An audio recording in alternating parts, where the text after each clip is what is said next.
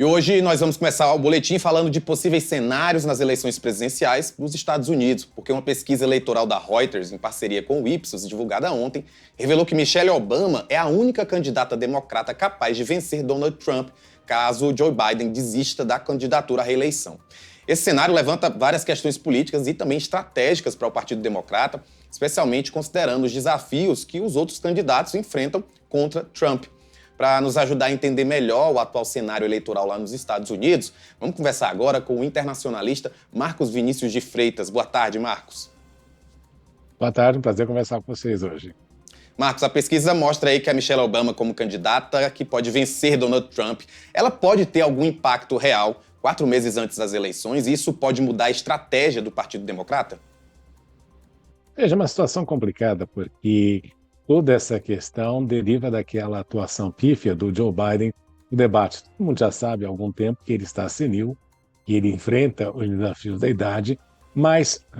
toda essa questão já deveria ter sido pensada antes do debate, né? O que você observa, por exemplo, é o Partido Democrata dizendo que esta é a eleição mais importante de todos os tempos e leva para o cenário eleitoral um candidato extremamente frágil, do ponto de vista físico, embora tenha sido, pelos democratas, um bom presidente. Agora, o problema todo é, em primeiro lugar, trocar essa altura do campeonato, e, em segundo lugar, o que seria uma dificuldade, né, nessa situação eleitoral, Biden teria de renunciar, e você também tem a questão da legislação dos estados, como é que funcionaria este processo na legislação eleitoral norte-americana. E, em segundo lugar, não é mesmo que nós pensemos, a candidata natural deveria ter sido a Kamala Harris, que é a vice-presidente dos Estados Unidos, mas que todo mundo tem uma preocupação enorme justamente pelo fato de que ela parece não ter a capacidade de ser efetivamente uma candidata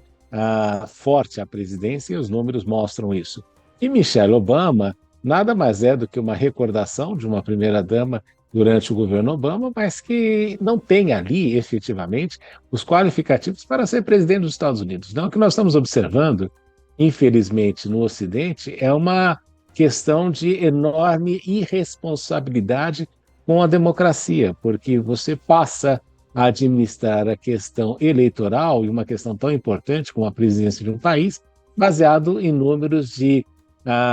aceitação popular ou de popularidade, o que efetivamente nos preocupa com relação aos rumos que o país vai tomar nos próximos anos. Então você acredita que o fato do nome dela ter sido lembrado nada mais é do que um espólio dos 2 mandatos do Barack Obama, que acaba influenciando e colocando esse nome dela como possível para uma disputa?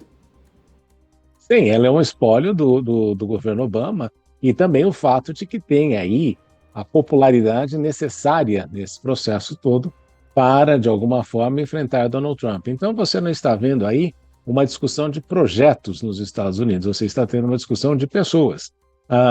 E justamente se pensando que, eventualmente, Michelle Obama poderia ter a capacidade de derrotar Donald Trump, neste primeiro momento. Mas não podemos esquecer, e aqui é relevante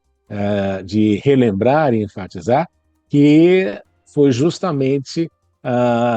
Barack Obama o grande eleitor de Donald Trump, não é? Se nós pensarmos que Hillary Clinton ganhou no voto eleitoral justamente por causa do sistema norte-americano, mas perdeu no colégio eleitoral porque não representava a maioria dos estados norte-americanos, o grande eleitor do Donald Trump foi justamente o presidente Barack Obama, que, em razão de uma série de políticas equivocadas, na época em que era presidente, fez com que a população cansasse justamente daquele processo,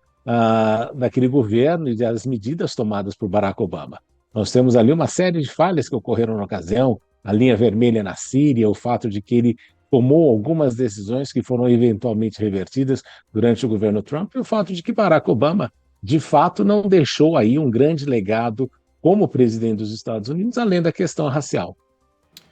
A gente, né, tem que lembrar desse fato, né? Eu sei que já foi um fato muito falado, mas a eleição atual tem provado aí que o Trump consegue manter essa base de apoio, mesmo com essa quantidade de problemas que ele enfrenta na justiça. Como eu falei, é um assunto que é amplamente discutido, mas baseando-se em 2024, baseando-se no governo do Joe Biden, como é que você acha que ele ainda consegue manter essa base, mesmo com todos esses problemas que ele tem enfrentado? O grande mérito, né, se nós pudermos ali enfatizar, apesar de Donald Trump ser um mau perdedor, como a gente observou em todo o processo, até mesmo na questão da tradição eleitoral norte-americana e na tradição presidencial de não ser afetado pelo resultado e ter graça, educação e elegância na administração do processo de transição. O que Donald Trump evidenciou nesse processo todo, ao longo dos anos, é a sua capacidade de manter coesa a sua base. E o mais importante, e isso aqui às vezes a gente esquece, é que Donald Trump, de fato, foi um presidente que correspondeu às expectativas do Partido Republicano. Em todo o processo, em todo o período em que ele esteve na Casa Branca, Donald Trump tinha 90% a 95% de apoio da base republicana, porque a agenda que ele implementou durante a sua presidência foi aquela que correspondia aos interesses e às expectativas do Partido Republicano, inclusive sendo muito mais ativo nesta agenda do que o próprio presidente Ronald Reagan, que é um dos símbolos máximos do Partido Republicano na história recente. Então, Donald Trump conseguiu, de alguma forma,